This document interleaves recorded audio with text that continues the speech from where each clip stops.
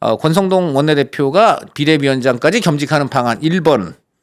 50% 2번은 이상이다. 뭐냐면 네. 그거는 안 하고 그다음에 권영세나 나경원 네, 테슬라님 뭐 이런 감사합니다. 사람들 여러 사람이 이제 하는 방안이 있는데 이 중에서 일단 권영세 의원의 경우는 윤석열 대통령 밑에서 통일부 장관을 했어요. 이게 이제 친윤계라는 또 확실한 라벨링이 되기 때문에 이런 게 좀 약점인데 반대로 권영세 의원 같은 경우에는 계파 색깔이 굉장히 엷어요. 그러니까 친윤계라고 분류가 될 수 있어도 네. 친윤 색깔을 많이 내는 사람이 아니에요. 이분은 원래 친박계였는데 친박계도 마찬가지였어요. 그래서 그 얘기는 뭐냐면 서울 용산이나 영등포에서 이제 지역구 의원을 한 사람으로서 굉장히 좀 뭐랄까 중도 민심을 많이 보는 분이고 네. 그다음에 상대적으로 이렇게 대화나 언행이 온건한 편이에요. 항상 중도적인 걸 하기 때문에 그런 점은 상당히 이제 그 어떤 강점이 될 수가 있습니다. 그러나 그럼에도 불구하고 어쨌든 친윤 라벨링이 있는 게 이제 하나의 문제가 되고 또 하나는 당내 선출직을 해본 적이 없는 거예요. 그러니까 원내대표 같은 걸 안 한 것으로 알려졌어요. 아, 그래요? 이 당내 선출직을 좀 해봐야 될 필요가 있는 거죠. 지금 비대위원장이. 왜냐하면 아까 얘기했지만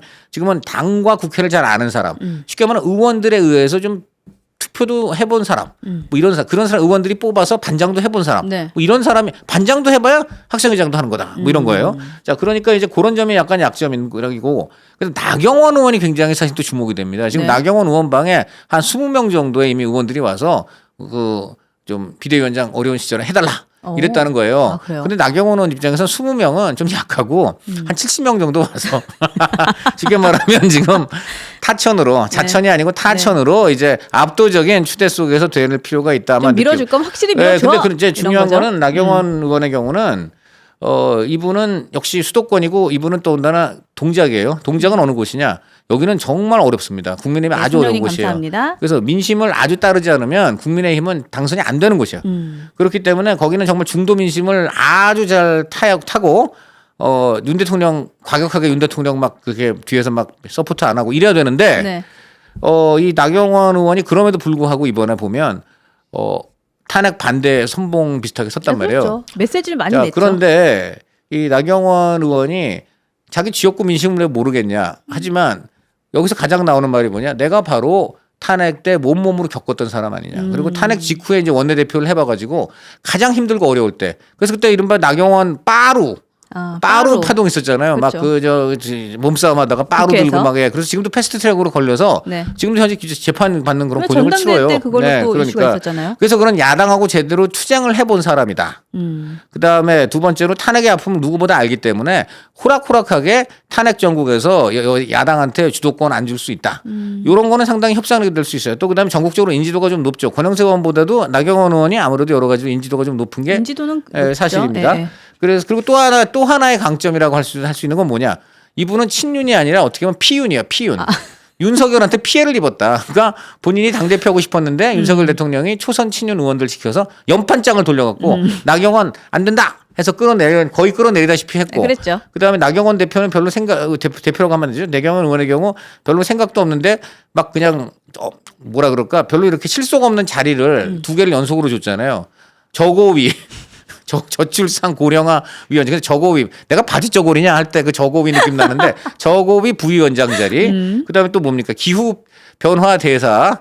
근데 둘 다 실속은 되게 없어요. 아시다시피 저출산 어떻게 해결하면 기후 변화 중국이 움직여줘야 되는데 이걸 어떻게 해결해? 그러니까 이런 것들에 대해서 그 나경원 의원은 많은 분들이 좋은 자리 얻으셨네요. 그러니까 그거요. 뭐 비정규직이에요.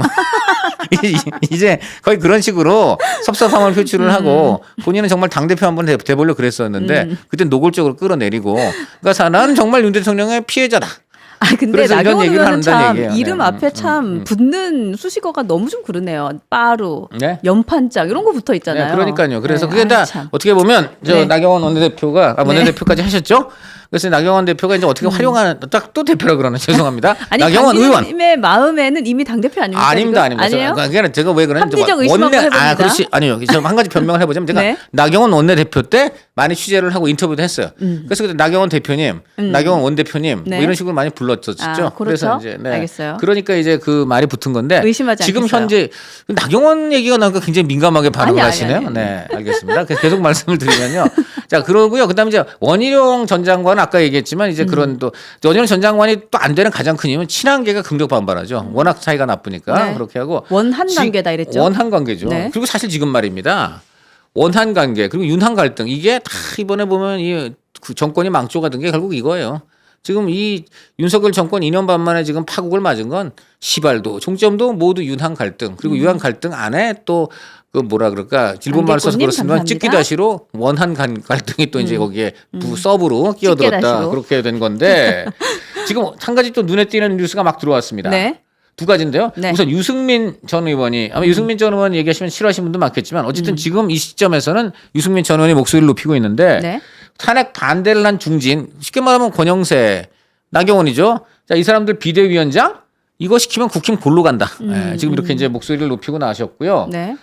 이 유승민 전 의원의 이 같은 공격에는 비대위원장의 김무성 전 대표가 한때 거론됐다가 네. 지금은 또 쏙 없었던 일이 들어왔어요. 됐는데 네, 쏙 이거에 대한 들어왔어요. 불만도 표출됐다고 봐야 됩니다. 그러니까 이제 그렇게 된 거고 그다음에 지금 또 하나 요게 지금 이게 결국 지금 아까 얘기했지만 친윤 중진이 될 경우 비토가 만만치 않다 이거 네. 보여주는 거고 네. 또 하나는 지금 김재섭 의원이 갑자기 지금 급부상했습니다. 우리 방송 봤네. 네. 그죠? 자, 우리가 월요일에 지금 그 김재섭 의원 얘기를 하지 않았습니까? 그러니까요. 김재섭 네. 의원이 지금 저 보니까 종편 TV조선에서 보도를 했는데 지금 보니까 여권 핵심 관계자 네. 비대위원장 후배 김재섭 의원이 물망에 올랐다. 여러 중진 의원들이 김재섭 의원한테 비대위원장 맡아줄 것을 권유했다. 네. 자 이렇게 돼 있는데 권성동 원내대표하고 김재섭이 이제 투탑이 되게 되면 권성동은 경륜, 그다음에 김재섭은 개혁. 네. 이제 이렇게 된 거고 또 무엇보다 이분은 탄핵에 찬성했죠. 그렇죠. 그래서 탄핵 옹호당, 계엄 옹호당, 탄핵 옹호당이 아니라 계엄 옹호당 이 트랩에서 벗어날 수가 있다. 그리고 네. 이제 개헌 무효화하는 투표에도 김재섭 의원은 들어갔었잖아요. 그리고 이 김재섭 의원의 또 좋은 카드는 뭐냐면은 네. 이 김재섭 의원이 처음부터 탄핵 가결을 주장하기 전에 먼저 깐 밑밥이 있어요. 뭡니까? 임기 단축 개헌을 제안했잖아요. 지금 사실은 여권에 굉장히 핫한 지금 소스가 뭐죠? 핫플이 뭐냐면은 네. 핫템. 핫템. 핫템이 뭐냐면 개헌이에요. 지금 개헌을 해야 지금 보면은 이재명 대표의 독주를 막고 그다음에 어떻게 보면 조기 대선 프로세스 좀 지연시킬 수가 있고 그다음에 사실은 이게 굉장히 원래는 야당의 주장이 온 거거든요. 이게 네, 그러니까 네. 개헌을 야당에서도 많이 주장을 했고 특히 비명계 정세균 전 국회의장이라든가 우리나라는 국회의장을 하면 무조건 개헌을 하자고 하게 돼 있습니다. 그건 우원식 의장도 마찬가지일 거예요. 네. 그래서 어저께 얘기 들어보니까 아마 우원식 의장이라든가 주호영 국회 부의장이라든가 이런 사람들하고 전병헌 새미래민주당 대표가 만났어요. 어떤 행사에서. 네. 전병헌 대표의 전언을 들어보니까 전 대표가 지금 개헌에 굉장히 적극적이에요. 왜냐하면 비명계이기 때문에 네네. 이재명 대표의 그 조기 대선 당선을 막아야 하므로 새미래민주당에서 꼭 지금 개헌을 꺼내고 있어요. 그것을 우원식 국회의장하고 주호영 국회 부의장한테 던졌는데 둘 다 좋다는 거예요. 자, 우원식 국회의장 지금 주목할 필요가 있습니다. 네. 지금 보니까 아니 관련주가 터요. 관련주도 뜰 뿐더러 네. 그다음에 이분이 지금 뭐가 됐습니까? 지금 이재명 제치고 지금 넘버원 신뢰도 1위. 야권의 넘버원 지금 주자까지 돼 있지 네네. 않습니까? 비록 그 부인께서는 법원에서 지금 위증을 한 혐의로 고발까지 되신 이제 그런 상황이긴 합니다만은 네. 어쨌든 본인이 이제 그런 상황에 꼭 이 소리 하면 이제 의장실에서 싫어하겠지만 저는 뭐 진실을 전해야 되기 때문에 팩트로 그런데 폭격인데 뭐. 그러니까 저는 어쨌든 현역 좋아요. 재판장의 말입니다. 네. 그 이제 그런 얘기를 다 판결문에 썼다는 것은 저는 하여간 국회의장실이 좀 주목해야 될 부분이 아닌가 생각을 해요. 근데 지금 간에 네. 룰루리아님께서 만약 김재섭이 되면 김재섭 바지 사장 아니냐 이런 얘기를 하시는데 이거 어떻게 보세요? 만약에 바지 사장 그거는 이제 김재섭 의원한테 달렸죠. 김재섭 의원이 바지 사장이 안 되도록 스스로 처신을 해야죠. 강력하게 나가야 돼요. 김재섭 의원이 만약에 된다면은 이거는 정말 비상 대권을 갖고 있는 비대위원장으로 갈 수밖에 없어요. 네, 마리골드님 감사합니다. 굉장히 중요한 거예요. 왜냐하면 그 비대위원장 중에 성공적으로 비대위원장을 한 대표가 바로 김종인 전 비대위원장이거든요. 그랬죠. 네. 뭐 욕하는 분도 많은데 네. 어쨌든 이분이 비대위원장을 맡으면은 그래도 많이 선거에서 이기는 경우가 많았어요. 대표적으로 이제 오세훈 서울시장 만들었고 그렇지 않습니까? 네. 과거에 박근혜 또 그 총선 때도 2012년 총선 때도 여러 가지 역할들을 했고 그리고 무엇보다 2016년 민주당 비대위원장을 해가지고 민주당을 일당으로 만들었습니다. 그때 민주당은 절체절명의 위기였는데 왜냐하면 같은 야당 성향의 국민의당이 나왔잖아요. 네. 국민의당에 나왔고 호남에서 선전해서 호남을 싹쓸이했어요. 28석 중에 25석을 국민의당이 먹었습니다. 그랬죠. 그 쉽게 말하면 국민의힘 지금 국민의힘이 영남에서 뭐 경상북도나 경상남도 하나를 완전히 잃어버린 거고 다 같은 효과예요. 그랬죠. 그런데도 민주당이 일당을 했어요. 한 석 차이지만 그거는 김종인 위원장이 그때 중도 클릭도 많이 하고 그다음에 뭘 했냐? 그때 친노 패권주의, 친노 패권주의를 굉장히 당에서 이제 비판을 많이 하면서 네 분이 있었는데 네. 그때 그래서 핵심 친노라든가 예를 들어 이해찬이라든가 정청래 확실하게 잘라냈습니다. 그래서 지금도 이해찬과 정청래는 김종인한테 이를 갈아요. 하지만 그 결과 민주당은 당당하게 제1당이 됐고 그게 지금 박근혜 저 정부 무너뜨리고 탄핵해가지고 그 다음에 정권 탈취하는데 네. 큰 도움이 됐습니다. 그 교체라고 얘기 안 하시고 탈취라고 저는 어느 얘기하시네요. 정도 탈취하고 이거 좀 뭐라 그럴까 아니, 뭐 정확히 탈취 잡아냈는데 좋아요. 네. 왜냐하면 그 탄핵에 대해서는 그러니까 자, 정정하겠습니다. 정권 교체라고 해드릴게요. 자 그래서 탈환이라고 보는데 왜냐하면 탈환. 저 이명박 박근혜 연속한테 져가지고 노무현 이후 정권을 얻지 못하다가 네. 이제 거의 10년 만에 탈환을 한 것이죠. 자 그런데 그렇게 그때 저는 김종인 위원장을 제가 인터뷰를 했는데 지금도 잊을 수가 없습니다. 아, 그래요? 왜냐하면 비대위원장이 대부분 바지 쪼그리거든요. 대부분은. 아니 지금도 계속 그 지금도 얘기하시니까. 문재인 그때 당 대표가 네. 뭐 지금 워낙 당이 어렵고 그다음에 좀 중도 클릭을 해야 되니까 약간 네. 코스프레로 나이든 노인네 하나 그냥 데리고 와서 앉힌 거 아니냐. 박근혜의 남자를 민주당에 데리고 와서 우리도 중도 클릭합니다. 쇼만 하려는 거 아니냐 그랬는데 제가 그날 인터뷰를 했거든요. 네. 그 단독 인터뷰를 처음 했어요. 이제 막 비대위원장 취임 직전에 그랬는데 어떻게 또 섭외 잘 하셨네요. 그때는 또 이 사연인데 나중에 말씀드릴게요. 역시 우리 강 기자님. 네, 그런데 네. 그래갖고 믿고 보는 강 기자님. 예, 진짜 얘기 좀 하게 해주세요. 그래가지고 저 뭐냐면 그때 비대위원장이 뭐라 그랬냐면 아니 지금 이 당의 친노들이 우글우글한데 물갈이 어떻게 하실 겁니까 그랬더니 네. 그건 무슨 물갈이를 신경 써요? 그건 내가 다 하는 거지. 아니 그러면 공천을 다 그럼 내가 다 하죠. 아니 그래도 문재인 대표이고. 그 사람이 나한테 다 줬잖아요. 그리고 그 사람이 나한테 와서 신신당부 애걸복걸해서 나보고 다 하라 그랬어요. 내가 다 할 거고요. 그 다음에 나한테 뭐라고 하는 사람이 있으면 내일 시범으로 내가 당직 몇 명 날려버리겠다. 그거 제목으로 썼어요. 이제는 내가 모든 것 장악. 나한테 개기는 놈들은 날려버리겠다. 제목을 그렇게 썼어요. 나한테 덤비는 친노 날려버리겠다. 그랬더니 그 다음날 네.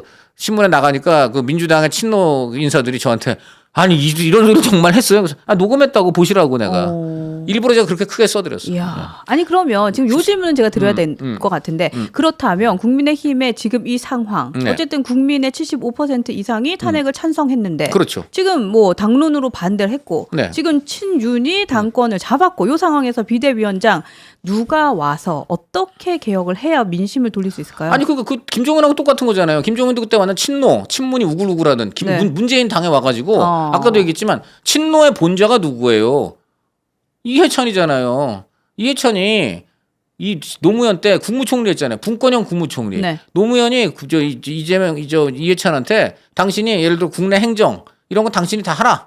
이런 거 맡겼어요. 과학기술 당신이 다 하라. 교육 당신이 다 하라 해서 맡겼어요. 그러니까 누가 와야 될까요? 그러니까 제 말로 말하면 지금 그 얘기를 하는 거예요. 네. 김재섭이 만약에 된다면 네. 김재섭 지금 권영세나 나경원은 그렇게까지 개혁을 할 필요가 없어. 개혁을 국민이 기대도 안 해요. 그러니까 그 사람은 안정적인 관리를 하면서 네. 조금 이제 전반적으로 이제 좀 영역을 넓혀 나가는 걸로 보지만 김재섭을 데리고 왔다 하면 김재섭한테는 그런 걸 그러니까 기대하는 정권을 거죠. 다 주고 일단 해야겠네요. 그죠? 당연하죠. 바지 그러니까 사장은 안 돼요. 옛날에는 나이 든 분들을 바지 쪼그리로 데리고 왔는데 이젠 젊은 사람을 바지 쪼그리로 데리고 오는구나.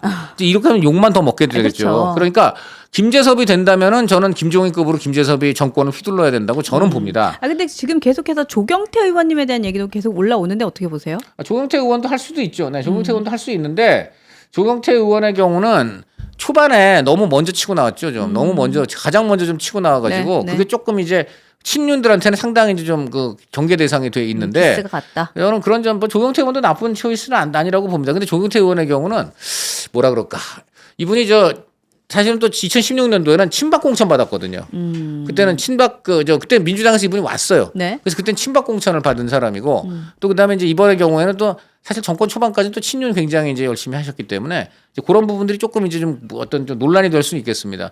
저는 어쨌든 아까도 얘기했습니다만 중진들을 쓰게 될 경우에는 크게 제가 볼 때는 그렇게 국민들이 기대를 안 할 것 같아요. 그래서 어떤 의미에서 기대치가 낮은 게 차라리 뭐라 그럴까 이제 더 기대할 것도 없는데 조금 잘하면 사람들이 보게 돼 있거든요. 그렇죠. 기대가 높은데 이제 못하면 그건 완전히 실망해서 버리게 되고 반대로 저는 김재섭의 경우는 기대가 높은데 네. 아까도 얘기했지만 정권을 휘두르고 좀 제대로 개혁하는 모습을 보이지 못하면 아유 역시 또 초짜의 비극인가. 왜냐면 한동훈 대표하고 똑같아요. 아, 그쵸? 한동훈 대표가 빵선이고 저 김재섭 의원이 초선이라는 이제 것만 다르지. 초선인데. 네. 둘 다 서울법대. 둘 다 희어멀겋고 뭐 둘 다 약간 저 어떻게 보면은 조금 어쨌든 젊은 세대잖아요. 잘못 네. 자칫하면 온실 속의 화초 느낌 나고. 그래서 김재섭 의원은 하려면은 반드시 전권을 보장받고 네. 그다음 내가 뭐라고 하든 간에 선배들 나한테 어떤 방해하지 마세요. 네. 밀고 가겠습니다. 이래야 되는데 저는 그것이 과연 가능할지는 의문입니다. 네. 그건 가능하지 않겠다라는 생각을 많이 하시는 것 같아요. 아니 그렇지는 않습니다. 네. 저 김재섭 의원 되게 좋아합니다. 그런데 문제는 아니 의견들이. 그렇습니까? 네네. 네. 네, 저도 김재섭 의원은 뭐 그때 총선 때 이제 총선 끝나고 당선에 대한 소감을 물었을 때 네. 아니, 당에서 하라는 거 반대로 했습니다라고 했을 때 아 이분도 참 강단 있다라는 생각을 네, 했기 네, 때문에 네, 네. 뭐 그렇게 못하겠다라는 생각이 들진 않지만 지금 이제 보면은 네. 사실 김재섭 의원이 좀 여기 지금 댓글들이 저는 뭐 상당히 여론들이 저럴 이유가 있다고 보면 김재섭 의원이 네. 사람이 되게 좋아요. 아주 좋아. 아주 양질의 사람입니다. 양질의 사람이기 때문에 나이스하시군요. 거칠고 막 네. 전사형이 아니야. 요게 문제입니다. 근데 지금은 좀 그럴 필요가 있다. 네. 예를 들어 김종인 전 대표 같은 경우는 말이 진짜 험하잖아요. 말이 험하고 직격을 막 하는데 또 그럴 만한 정치적인 이유들이 있어요. 그렇게 해야지 치고 나가니까. 네. 김종인 전 대표는요. 문재인 대표가 와가지고 애걸복걸 하는데 뭐라 그러냐면 이거 정신 나간 사람이구만. 나 할 말 없으니까 나가시오 이래요. 네. 그럼 어떻게 하는지 아세요? 그 부인이 아이 그러지 마시고 잠깐 들어와서 나랑 얘기해요. 이렇게 하거든요.